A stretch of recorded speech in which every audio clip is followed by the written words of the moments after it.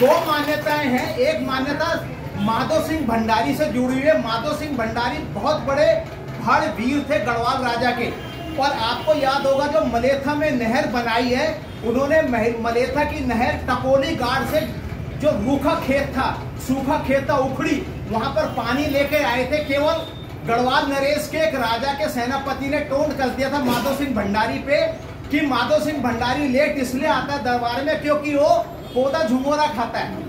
और वो माधो सिंह भंडारी था जो टकोली गाड़ से नहर बना के पानी मलेथा में लाया।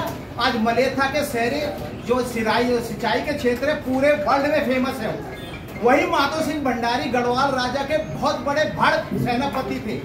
और गढ़वाल के ऊपर हमेशा 4 साइड से आक्रमण होता रहा है। पश्चिम से सिरमौरी लोग, हिमाचल के लोग अटैक करते थे। बाद में गढ़वाल के राजा ने सिरमौर को जब परास्त किया, सिरमौर की लड़की से शादी की, तो सिरमौर ने अपना जौनसार बाबर का इलाका दहेज के रूप में गढ़वाल को दे दिया था। तो जौनसार बाबर हमें सिरमौर से मिला है। तो सिरमौर से हमारा आक्रमण होता था। दक्षिण से रोहेले मुसलमान हमारे ऊपर आक्रमण करते थे। पूरब से नेपाल के लोग आक्रमण करते थे, कुमाऊं से भी होता था। और उत्तर से तिब्बत घोट भी आक्रमण करता था। चारों तरफ से आक्रमण करने में उस जमाने में जब तिब्बत से आक्रमण हुआ तो माधो सिंह भंडारी को सेना के साथ भेजा गया तिब्बत में अटैक करने के लिए। और माधो सिंह भंडारी ने कसम खाई कि मैं दिवाली के दिन लौट के आऊंगा, और दिवाली के दिन लौट के आऊंगा और उस दिन मेरा शानदार स्वागत होना चाहिए श्रीनगर में। गढ़वाल राजा ने वायदा किया कि स्वागत होगा, लेकिन माधो सिंह भंडारी भोट के दुर्गम इलाकों में फंस गए। भोट तिब्बत का गढ़वाली वो कुमाऊनी शब्द है, उसी से भोटिया वर्ड निकला है, वो बाद में बताएंगे कभी।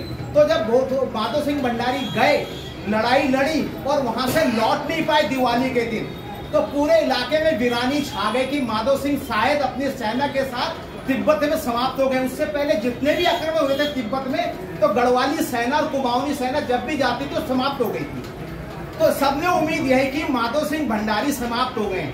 लेकिन ठीक दिवाली के 11वें दिन, जिसको एकादशी कहते हैं, इगास गढ़वाली शब्द है, उस दिन वो श्रीनगर पहुंचे।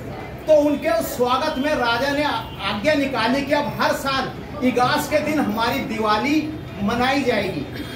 एक तो ये नियम जुड़ा हुआ है इससे। दूसरा नियम जुड़ा हुआ है जो लोग मान्यता है कि अयोध्या में जब भगवान राम जी का वापिस लौटे और उनको सिंहासन में बिठाया गया, उसकी खबर 11 दिन के बाद पहाड़ में पहुंची। दूर संचार नहीं था, यह मान्यता बहुत पॉपुलर है। और ये जब 11 दिन बाद खबर पहुंची तो हमने उस बगवाल को मनाने की परंपरा की। उसमें भेलो खेलते, क्योंकि उस समय हमारे पास कोई पटाखे या ऐसी चीजें तो नहीं थी। हमारे पास चीड़ के जो छिल्ले होते वही थे, उसको रस्सी में बांध के, अभी भी आप गांव में जाओगे आपको मिलेगा, लोग आज पूरा घूम रहे होंगे।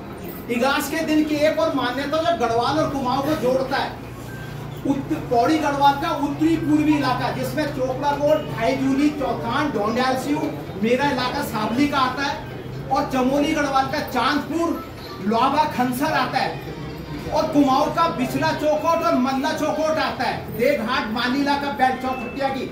ये पूरे के पूरे कुमाऊनी और गढ़वाली लोग बिनसर महादेव का बिंदेश्वर के नाम से जानते, बहुत बड़ा मंदिर चौथान के बिल्कुल घनघोर दूधातोली पर्वत में। और उस मंदिर की स्थापना रानी दुर्गावती ने की थी जब उसके ऊपर नेपाल का आक्रमण हुआ था। चांदपुर में तब राजधानी थी, तो रानी ने प्रतिज्ञा की, वहां आई, उन्होंने कहा भगवान अगर बिनसर में जीत गई तो यहाँ पर मंदिर बनाऊंगी।